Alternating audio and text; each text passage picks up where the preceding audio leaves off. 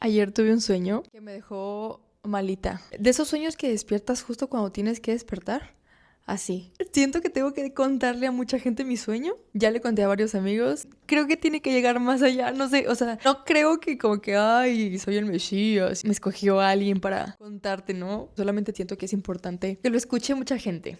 Hace cuenta que yo estaba en un salón como de fiesta. El salón estaba todo adornado como si fuera el 16 de septiembre. Había banderas de México por todos lados, todo muy patrio, verde, blanco y rojo y así. Era una clase pública y estaban todos los papás y todos los maestros y muchos grupos de primaria. O sea, había niños desde primero hasta sexto. Y también, según yo, había gente de secundaria, porque según yo era de secundaria, pero no estoy segura. Había mucha gente, de muchas edades, niños y adultos. Había mucho ruido. Estaban los papás hablando, los maestros hablando, un grupito de niños aquí, otro grupito acá, o sea, como muchos grupos. No habían como una actividad central, ¿sabes? Todos estaban cada quien en su rollo. Y yo me di cuenta que había unos niños que estaban jugando como cuando juegan de que, ay, a la tiendita o de que pium pium, así, ¿sabes? Como que actúan los niños. Pero en general había muchos grupos. Solamente ese grupo como que lo volteé a ver y ya. Y yo estaba en el piso con un profe. Ese profe sí existió. Sí fue mi profesor en la vida real. Saludos, Mr. Pérez.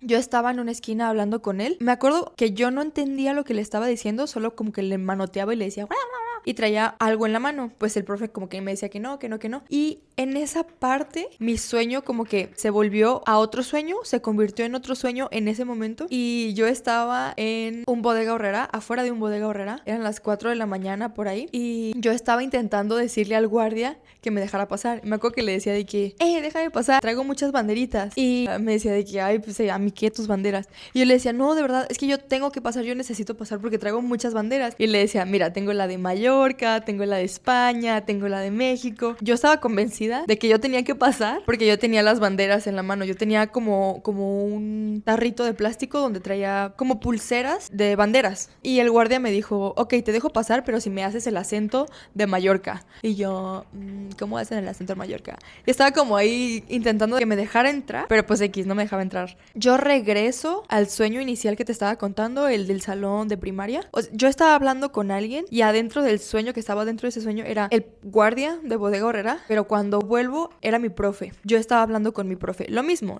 de que me dejara no sé qué, porque yo traía las banderas y no sé qué. Y, o sea, una discusión, uno a uno. Y en eso se escucha un grito de un niño de los que estaban actuando y llama la atención de todos, ¿no? Todos volteamos y están todos los niños que estaban actuando en una fila. Eran, yo creo, unos 25 niños, eran muchos niños. Uno de ellos, el de en medio, pasa al frente. Ese niño era un niño pequeño que me recordaba muchísimo a mi hermano como a los 6 7 años. Como a los 6 años. Es que no sé por qué tengo el 6 en la cabeza, 6 6 6. Entonces yo creo que era mi hermano a los 6 años. Pero bueno.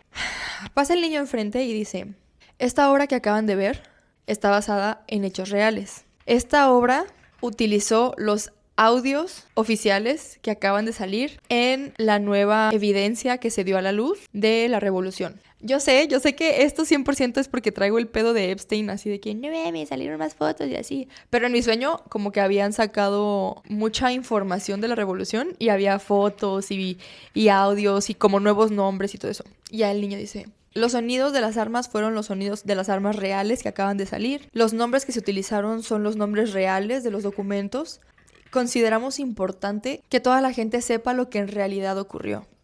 El niño estaba serio en todo momento, como serio, hablando con voz de niño, pero así tal cual como te digo las cosas, ¿sabes? Como muy centrado, muy así. Y entonces dice, el ser humano se ha ido segmentando en grupos cada vez más pequeños.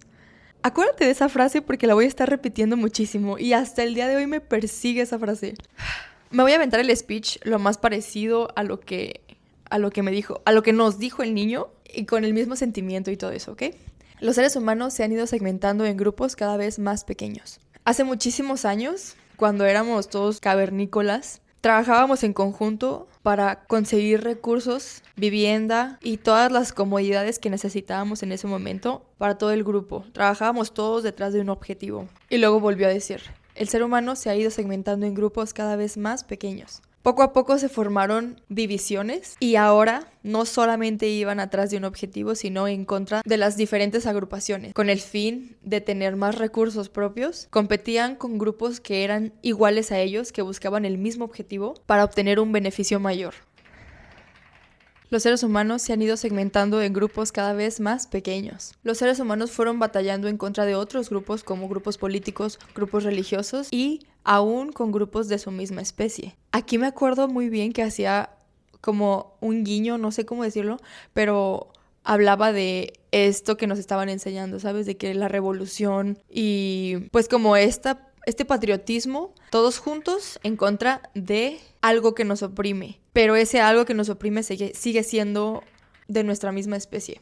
Luego volvió a decir, el ser humano se ha ido segmentando en grupos cada vez más pequeños. Y aquí hablaba, no me acuerdo exactamente las palabras, yo entendí que se refería como a las clases sociales, sobre todo como competencia entre otras familias de la misma clase social que la tuya. Como, por ejemplo, los Palacio contra los Iglesia, no sé, ¿sabes? Era como este guiño de personas que tienen las mismas oportunidades compitiendo con otras personas que tienen las mismas oportunidades. Como que nos íbamos separando y nosotros dictaminamos lo que nos hace iguales, ya sea raza, ya sea economía, y aún así seguimos compitiendo con gente que consideramos dentro de este juicio iguales a nosotros. Y luego repitió. El ser humano se ha ido segmentando en grupos cada vez más pequeños. Ahora habla de la familia y decía que dentro de las familias, gente de la misma sangre, gente del mismo apellido, gente de la misma casa,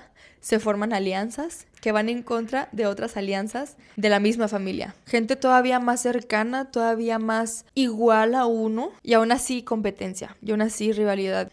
Y ya por último decía una vez más, el ser humano se ha ido segmentando en grupos cada vez más pequeños.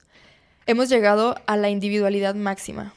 No se puede dividir más el ser humano. Estamos en un punto donde la única alianza que tenemos es con nosotros. Me acuerdo que el niño como que estaba molesto y como que quería transmitir esa molestia y decía, ¿ustedes creen que se podría hacer algún tipo de revolución así de individual, así de separados? ¿Ustedes creen que podríamos lograr algún tipo de cambio pensando individualmente, pensando como pensamos actualmente? Actualmente no estamos dispuestos a creer una realidad que no es la nuestra, no estamos dispuestos a escuchar opiniones que no son nuestras, no estamos dispuestos a sentir algo que no está dentro de nosotros. Estamos tan desconectados de los demás y tan al pendiente de nosotros mismos que no hay manera de hacer un equipo. Y pues ya nada más decía como los invito a cuestionarse, los invito a abrir el corazón, a abrir la mente. Ya había un silencio y de repente todos empezaron a aplaudir y uno a uno los niños se fueron corriendo con sus respectivas familias y me acuerdo que yo volteé a ver a los grupos de familias y no había ninguna que fuera mi familia. Y luego volteé a ver a los niños y yo no conocía a ningún niño. Yo no conocía a nadie de ahí más que al maestro con el que yo estaba hablando. Para este punto yo estaba en una esquina, en la misma esquina, pero ahora sin el profe, ya no estaba el profe. Y yo estaba sentada abrazándome las rodillas y me acuerdo que veía a los niños y me daban muchas ganas de abrazar a alguien, de que un niño viniera y me abrazara, pero yo sabía que no iba a venir nadie porque pues obviamente iban a ir con su familia. Y en eso había una niña chiquita. Me acuerdo que tenía el cabello chino y tenía como 2 colitas. Yo la vi y yo pensé, es la hermana de Fernanda, una amiga de la primaria. No sé si esa niña existe en realidad, si es la hermana de Fernanda, pero me acuerdo que la niña me veía y como que sonreía y fue corriendo conmigo primero y me abrazó y ya me hizo de qué, así, y se fue con su familia. Y yo sentí como mucho cariño cuando me abrazó la niña y me desperté. Me gustaría sacarlo al mundo para ver si resuena con más personas, porque yo sí me quedé pensando mucho en esto. Escribí una conclusión de mi sueño, te la voy a leer, pero me gustaría que tú lo interpretaras. Los únicos que no lloraron eran los niños, todos los adultos estábamos llorando. Lo de Bodega Aurrerá y las banderas, como que no me hace mucho sentido. Siento que como que relleno cosas de los sueños, pero no sé. ¿Tú qué piensas? Voy a leerte lo que escribí, ¿ok?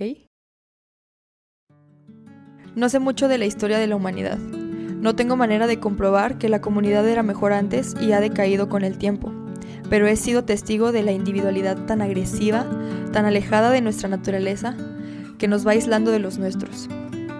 No creemos ideas que no son nuestras. No confiamos en palabras que vienen de afuera. No hay fe en lo ajeno. El ser humano se ha ido segmentando en grupos cada vez más pequeños, hasta llegar así, sin detenerse ahí, comenzando incluso a segmentar lo que lo compone a él mismo, a poner como contrarios el sentir con el pensar con el hacer, y crear rivalidad entre lo que debería ser un equipo. Hay que empezar con nosotros, darle el valor a todo lo nuestro por igual, porque lo tiene, y una vez equilibrados, salir a darnos cuenta que afuera funciona igual, y ver que el tronco es tan árbol como la hoja.